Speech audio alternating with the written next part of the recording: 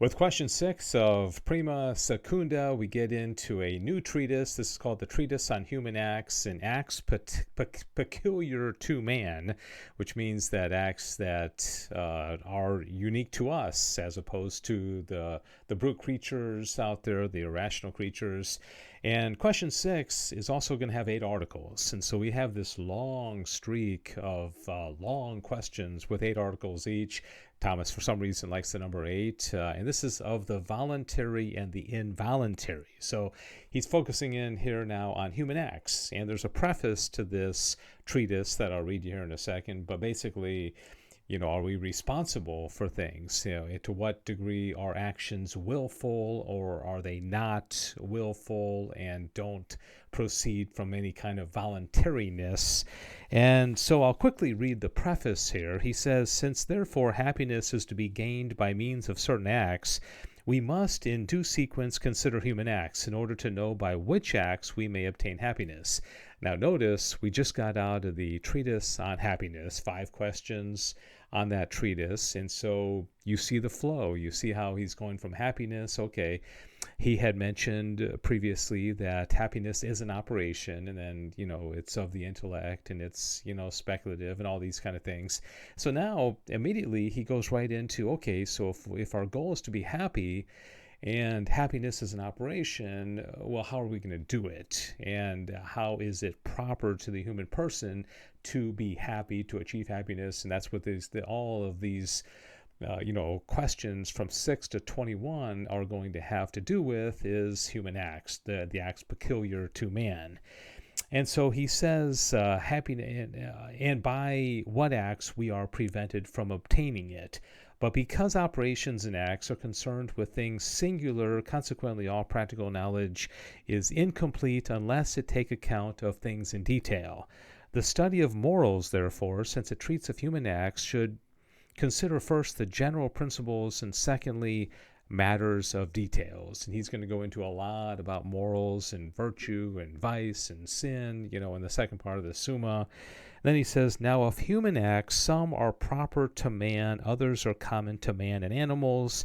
And since happiness is man's proper good," remember, the brute, irrational creatures can't be happy. They can have some I guess you could say delight he's going to get into, but they can't really achieve happiness because happiness is a function of the intellect, and they don't have intellects, right? Those acts which are proper to man have a closer connection with happiness than have those which are common to man and other animals. And since those acts are properly called human, which are voluntary, because the will is the rational appetite, which is proper to man, we must consider acts insofar as they are voluntary and have to do with the will. Okay, so that's just the preface. Article 1, whether there is anything voluntary in human acts.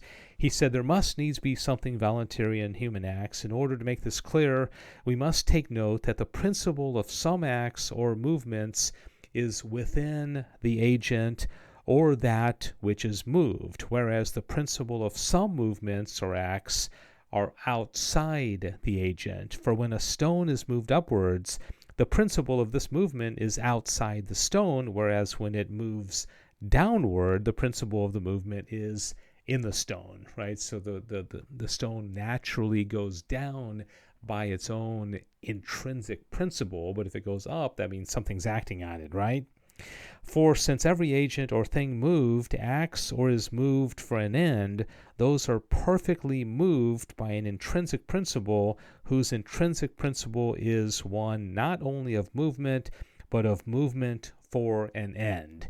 So what he's going to say here is that the human person, not only are we aware of our end, and we have a consciousness and awareness of it as an aspect of an end, but we also are able to direct ourselves to the end. Now, as we learned in Prima Pars, there is providence, and so God's providence is always going to dictate that the universal causes are always going to happen as God desires, but within those secondary causes, free will plays a role, where we have the freedom to choose contingencies, but in the end, the universal cause of God is always going to win out, I guess you can say. Article 2 says whether there is anything voluntary in irrational animals. Now, these dogs would be irrational animals, and butterflies and earthworms and alligators, right? He says it is essential to the voluntary act that its principle be within the agent, together with some knowledge of the end. Now, knowledge of the end is twofold, perfect and imperfect. Perfect knowledge of the end consists in not only apprehending the thing which is the end, but also in knowing it under the aspect of the end and the relationship of the means to that end. And such knowledge belongs to none but the rational nature. But imperfect knowledge of the end consists in the mere apprehension of the end without knowing it under the aspect of end or the relationship of an end to the end. Such knowledge of the end is exercised by irrational creatures through their senses and their natural estimative power. Okay, that's one of the interior senses. So he's saying, that the dog has some rudimentary knowledge, I guess, of the end or what it's trying to accomplish, but it can't see it as the aspect. It doesn't have intellect. It doesn't abstract forms and understand things and then have a true knowledge of what it really is going for. Article 3 says whether there can be voluntariness without any act. Right, so this is kind of interesting. He says voluntary is what proceeds from the will. Now, one thing proceeds from another in two ways. First, directly, in which sense something proceeds from another inasmuch as this other acts, for instance, heating from heat. Secondarily, indirectly, in which sense something proceeds from another through this other not acting. And then he gives an example here. He says, thus the sinking of a ship is set down to the helmsman from his having ceased to steer. But we must make note that the cause of what follows from want of action is not always the agent as not acting, but only when the agent can and ought to act. So what he's saying here is that sometimes we sin through omission, right? We don't do what we should have done. And he's saying, is there a voluntariness with regard to that? He says, since then the will by willing and acting is able and sometimes ought to hinder not willing and not acting, this not willing and not acting is imputed to as though proceeding from the will. So he's saying that, when you don't act and you have a sin of omission, that can fall under the category of voluntariness, right? Whether violence can be done to the will. He says the act of the will is twofold. One is its immediate act, as it were, eliciting by it, namely, to wish. Okay, an intellectual appetite, that's what the will is. The other is an act of the will commanded by it and put in execution by means of some other power, such as to walk and to speak, which are commanded by the will to be executed by means of the motive power. So what he's going to say here is that the will is an intellectual appetite. So we will things naturally. Remember, we all will happiness regardless. Okay, we can't control that. But then we have contingencies, and we can will this or will that as an aspect of the ultimate happiness that we desire. But that mere desire is the violence, or no obstacle can be put in the way of that.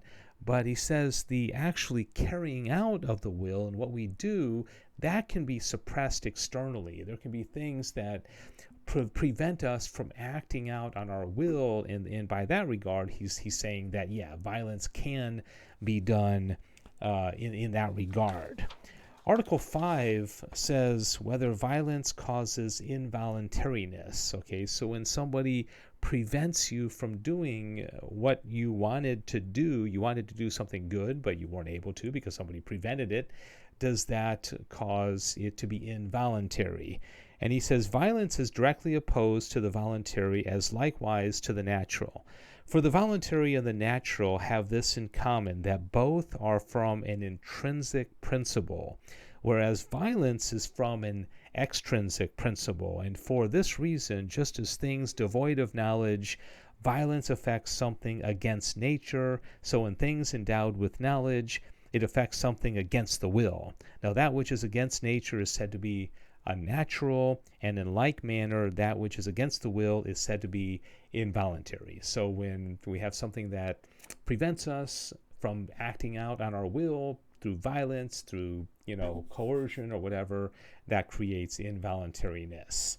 Whether fear causes involuntariness, simply, when you're afraid of something, and Thomas is going to go into a lot of detail here.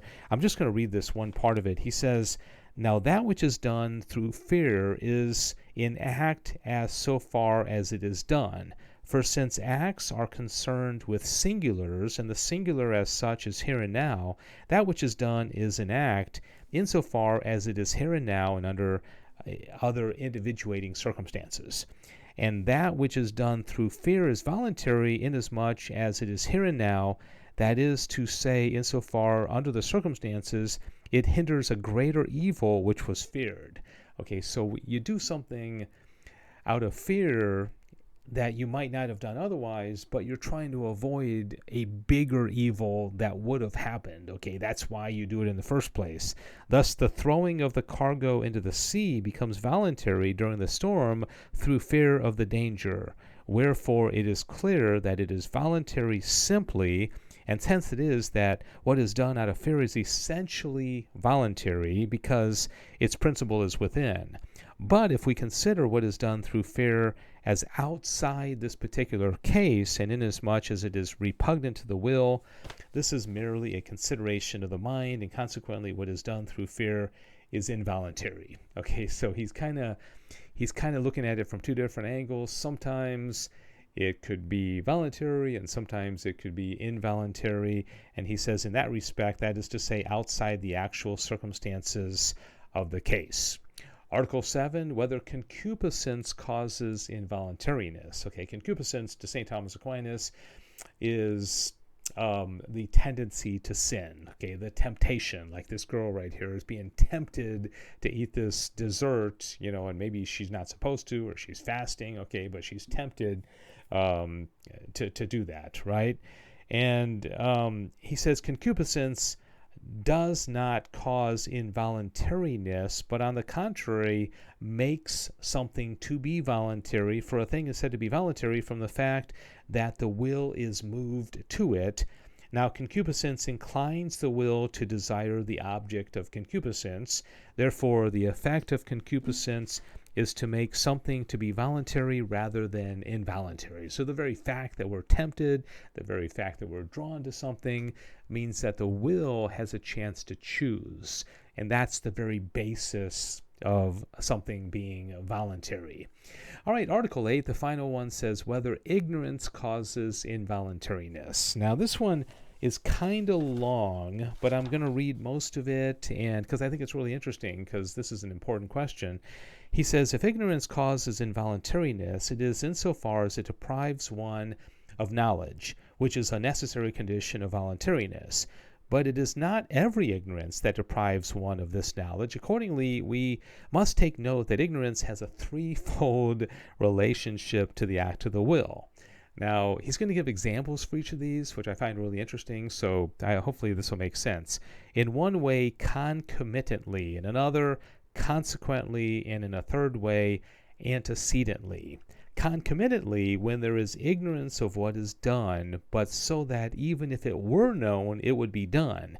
For then ignorance does not induce one to wish this to be done, but it just happens that a thing is at the same time done and not known. Okay, so now he gives an example. He says, a man did indeed wish to kill his foe, but killed him in ignorance, thinking to kill a stag. And ignorance of this kind, as the philosopher states, does not cause involuntariness, since it is not the cause of anything that is repugnant to the will. So the guy was going to kill him anyways, but then he accidentally kills him. So you see the intention was there, and there's no involuntariness there. but it causes non-voluntariness, since that which is unknown cannot be actually willed.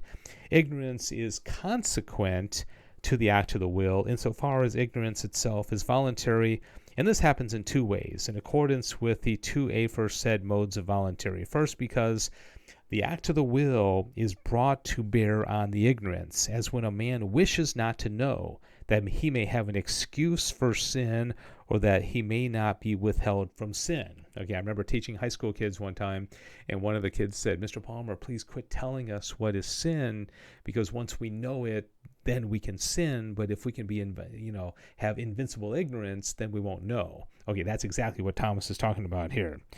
Okay, there's also an effect. Okay, this is called affected ignorance. Secondly, ignorance is said to be voluntary when it regards that which one can and ought to know, for in this sense, not to act and not to will are said to be voluntary, and ignorance of this kind, either when one does not actually consider what one can and ought to consider, this is called ignorance of evil choice, and arises from some passion or habit, or when one does not take the trouble to acquire the knowledge one ought to have, in which sense ignorance of the general principles of law, which one to know is voluntary, as being due to negligence. Accordingly, if either of these ways, ignorance is voluntary. Okay, so if you purposely don't learn something, or you don't want to learn it, or you ignore it, well, then it's voluntary, and it's you're culpable of sin in that regard, right? Okay, ignorance is antecedent to the act of the will when it is not voluntary, and yet is the cause of man's willing what he would not will otherwise. Thus, a man may be ignorant of some circumstance of his act, which he was not bound to know, the result being that he does that which he would not do if he knew of that circumstance. For instance, a man, after taking proper precaution, may not know that someone is coming along the road, so that he shoots an arrow and slays a passerby. Such ignorance causes involuntariness simply. Okay, I know this has been pretty long. Thank you for hanging with me. And again, this is all about the acts peculiar to man, voluntary and involuntary actions, right? Having to do with the will. St. Thomas Aquinas, please pray for us. God bless you.